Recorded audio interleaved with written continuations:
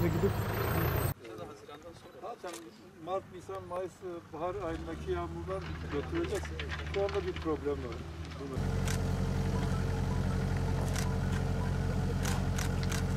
Onlar kürek sallamışlığınız var mı? Ha? Onlar kürek sallamışlığınız var mı? Başlarım biz.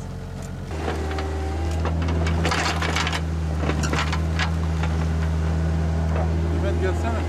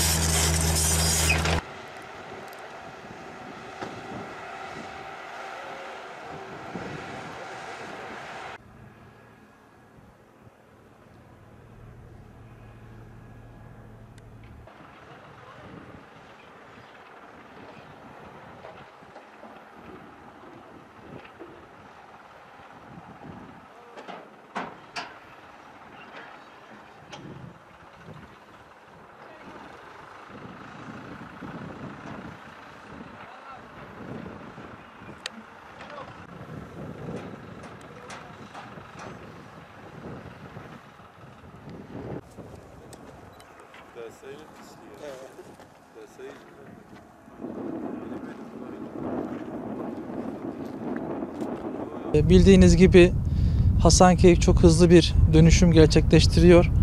Bu dönüşümün en önemli ihtiyaçlarından bir tanesi olan yeşil alan ihtiyacımız tespit edildi biliyorsunuz. Buna mütakip 3 alan belirlendi. Bu 3 alan yaklaşık 1500 dekarlık 3 alan. Bunların ilk alanını biliyorsunuz 11 Kasım'da Milli Ağaçlandırma Günü kapsamında hep birlikte yolun alt kısmında yaklaşık 150 dekarlık alana 6000 adet ağacı fidanla buluşturmuştuk. Bugün de ikinci etap kapsamında burası 150 dekar, yine Hasankeyf Köprüsü de yine aynı şekilde 300 dekar olmak üzere toplam 10.000 ağacı bugün ikisiyle birlikte toprakla buluşturuyoruz. Buranın şöyle bir özelliği var. Burası Türkiye'de böylesine bir teknikle oluşturulan ilk ağaçlandırma bölgesi olacak. Kayalık alandayız görüyorsunuz. Burada uzun bir süre eskavatörler çalıştı. Kayalar oyuldu ve 400 kamyona yakın toprak taşınarak bugünkü halihazır hale getirildi. Dolayısıyla bunu şunun için söylüyorum. Burada devletimizin ve hükümetimizin Hasankeyf'e verdiği öneme, ağaca, yeşile verdiği önemi bugün burada hep birlikte beraber müşahede etme imkanı buluyoruz. Diğer yandan şöyle bir anekdot da vereyim.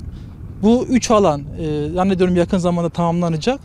Bu 3 alan dekar olarak eski Hasankeyf'in yaklaşık 1,5 katı. Ve yeni Hasankeyf alanının da yaklaşık 3'te 1'i bu vesileyle ağaçlandırılmış olacak. Tabii kısa sürede olmuyor. Bugünden yarına bu ağaçların büyümesi mümkün değil. Bir sürece ihtiyacımız var. Bu süreç tamamlandığında Sayın Cumhurbaşkanımız başta olmak üzere bu hızlı dönüşüme katkı sunan herkes, ben teşekkürlerimi ifade ediyorum. Bu süreç tamamlandığında yeşiliyle, ağacıyla, Şahap Vadisi'yle, Arkeo Parkı'yla, kale alanı dediğimiz tarihi kale bölgesiyle Hasankeyf Türkiye'de iddia ediyoruz parmakla gösterilen ilçeler arasında yerini alacak. Bu dönüşüm tamamlandığında hem tarihi mekanlarıyla, turistik mekanlarıyla, müzesiyle, kalesiyle, yeşiliyle, çevre düzenlemesiyle, Arkeo Parkı'yla, bütün o tarihi eserlerin taşınıp bulunduğu yerin çevre düzenlemesinden bahsediyorum.